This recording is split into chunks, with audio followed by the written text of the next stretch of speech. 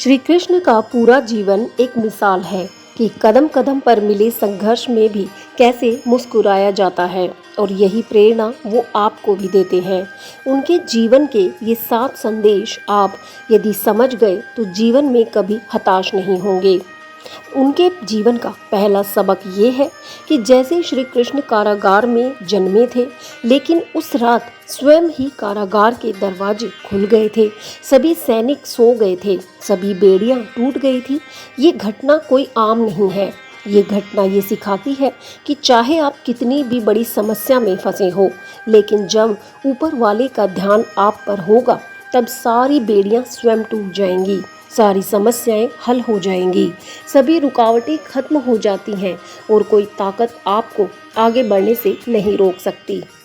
श्री कृष्ण के जीवन का दूसरा सबक ये है कि जैसे श्री कृष्ण का जन्म काली रात में ही क्यों हुआ, इसके पीछे भी एक संदेश है कि चाहे आप सब कुछ खो चुके हो, आपका जीवन अंधकार में हो चुका हो, लेकिन वो अंत नहीं है, वो एक नई शुरुआत की उम्मीद है। इसलिए अपने जीवन में संघर्ष को कभी बाधा ना बनने दें, अपने काम को अग्रसर रखें।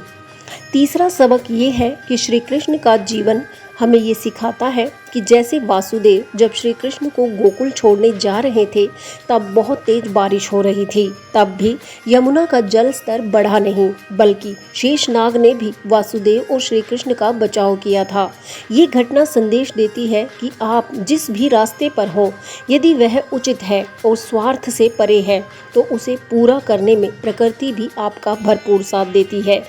आपके कामों को पूरा करने से कायनात भी नहीं रोक सकती। चौथा सबक श्री कृष्ण का जीवन जो देता है वो ये कि जैसे श्री कृष्ण को वासुदेव और देवकी, जो उनके असली माता पिता थे, ने नहीं पाला था, बल्कि यशोदा मैया और नंद बाबा ने पाला पोसा था। ये घटना हमें सिखाती है कि जहाँ भी हमें प्रेम भाव मिले, सम्मान मिले, अपनापन मिले, बस वही अपना है, चाहे वह आपका खून का रिश्ता हो या ना हो। इसलिए जहां आप खुशी महसूस करें, वहीं पर अपनापन बढ़ाएं। पांचवा संदेश ये है कि श्री कृष्ण को माखन खाना बहुत पसंद है। उनका मनपसंद भोग भी यही है। लेकिन श्री कृष्ण को माखन के साथ साथ अपने साथियों के साथ रहना, छोटी छोटी खुशियां बांटना और उनकी मदद करना माखन चुराने में, जिसके कारण वे माखन चोर भी कहलाए थे। ये घटना यही साबित करती है कि जीवन की असली खुशी रखने में नहीं, बांटने में है। जितनी खुशी हम बांटेंगे, उतनी ही खुशी बढ़ेगी। श्री कृष्ण के जीवन का छठा संदेश ये है कि जैसे हर पर्व में, चाहे वो दही हांडी उत्सव हो, होली हो, दिवाली हो, इन सब त्योहारों में हम भगवान को याद करते हैं, जिसका एक ही उद्देश्य होता है, श्री कृष्ण की भक्ति करना। इसलिए अगर आप सभी त्योहारों को पूरे मन से आनंदित होकर मनाते हैं, तो आप श्री कृष्ण की भक्ति को महसूस कर रहे हैं, जो आपके जीवन के लिए अति उत्तम है।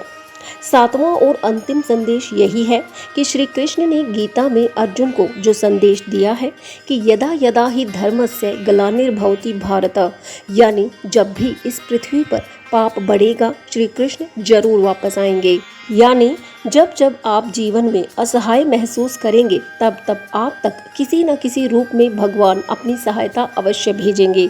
इन 7 संदेशों के साथ श्री कृष्ण की भक्ति करते रहिए, और ऐसे ही ज्ञानवर्धक वीडियोस के लिए चैनल से जरूर जुड़ें। इसे सब्सक्राइब जरूर करें। कमेंट में बताएं कि आप श्री कृष्ण के किस संदेश को आज से ही अपना रहे हैं। वीडियो यहाँ तक देखने के लिए बहुत बहुत धन्यवाद। जय श्री कृष्ण।